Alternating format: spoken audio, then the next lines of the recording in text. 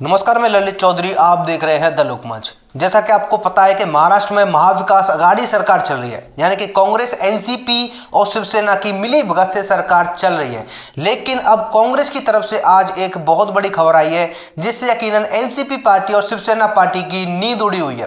दरअसल कांग्रेस ने हाथ खड़े कर दिए हैं कि वो अब एनसीपी पार्टी और शिवसेना के साथ में चुनाव नहीं लड़ेंगे। जी हाँ, मैं बात कर रहा हूं गोवा इलेक्शंस की। वही गोवा इलेक्शन जिनको लेकर संजय राउत, शिवसेना पार्टी बहुत ही ज़्यादा एक्साइटेड है।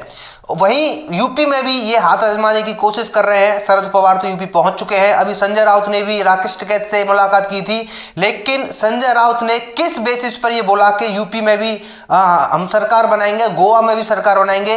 क्योंकि कांग्रेस से जब शिवसेना और एनसीपी ने बात की कि गोवा में मिलकर हम सरकार बनाएंगे, हम चुनाव लड़ लेते हैं, तो कांग्रेस ने साफ साफ मना कर दिया।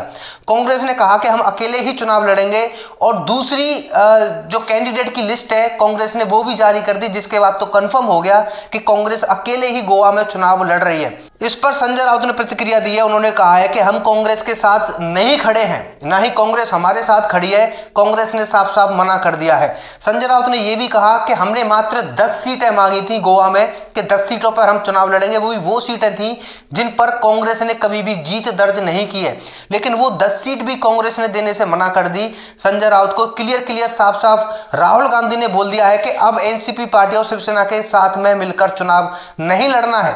ये तो रही गोवा की बात। अब बात करते हैं महाराष्ट्र की। महाराष्ट्र में भी जैसा कि आपको पता है कि महाविकास आघाड़ी सरकार में कुछ भी ठीक नहीं चल रहा है। मनमुटाव तो बहुत पहले से तीनों पार्टियों में चलता आ रहा है, जिसके बाद में एक के बाद एक हमें स्टेटमेंट देखने को मिले हैं।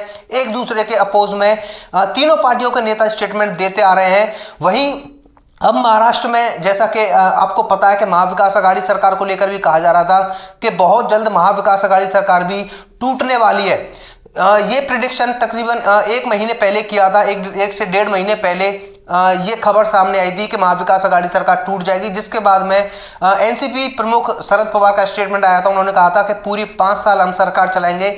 लेकिन कांग्रेस का जो रवैया है दोनों पार्टियों की तरफ, वो ठीक नहीं है। क्या भविष्य में भी महाविकास आघाड़ी सरकार बनेगी महाराष्ट्र में? इसके आसार बहुत ही कम नजर आ रहे हैं। बल्कि अब जो कांग्रेस ने जो नाराजगी जताई है, वो गोवा में ही नहीं, महाराष्ट्र में भी कांग्रेस की तरफ से नाराजगी जताई जा रही है। जो आगे नगर निगम चुनाव महाराष्ट्र में होने हैं, उसको लेकर भी कांग्रेस ने साफ कर दिया है कि हम तुम्हारे साथ नहीं है भैया, हम अपना चुनाव अपने आप लड़ेंगे। तो इससे ये क्लियर साफ हो जाता है कि कांग्रेस दोनों पार्टियों से खासा नाराज है, और शिवसेना एनसीपी पार्टी के साथ में भविष्य में चुनाव नहीं लड़ना चाहती है। इससे यकीनन महाविकास आघाड़ी सरकार तो टूट ही रही है, वहीं जो दोनों पार्टियों, तीनों पार्टियों के जो नेता हैं, उनकी उम्मीदें भी टूट रही हैं। जो उत्तर प्रदेश में सरकार बनाने की कह रहे हैं, गोवा में सरकार बनाने की कह रहे हैं, अब ये अकेले कांग्रेस के अलावा गोवा में चुनाव लड़ेंगे। तो उसका रिजल्ट क्या होगा वो देखने वाली बात होगी। आप लोगों का क्या कहना है इस बारे में, आप लोग कमेंट करके जरूर बता सकते हैं। फिलहाल के लिए वीडियो में इतना ही। इस बारे में जैसी कोई अपडेट आएगी आपको बता दी जाएगी। धन्यवाद।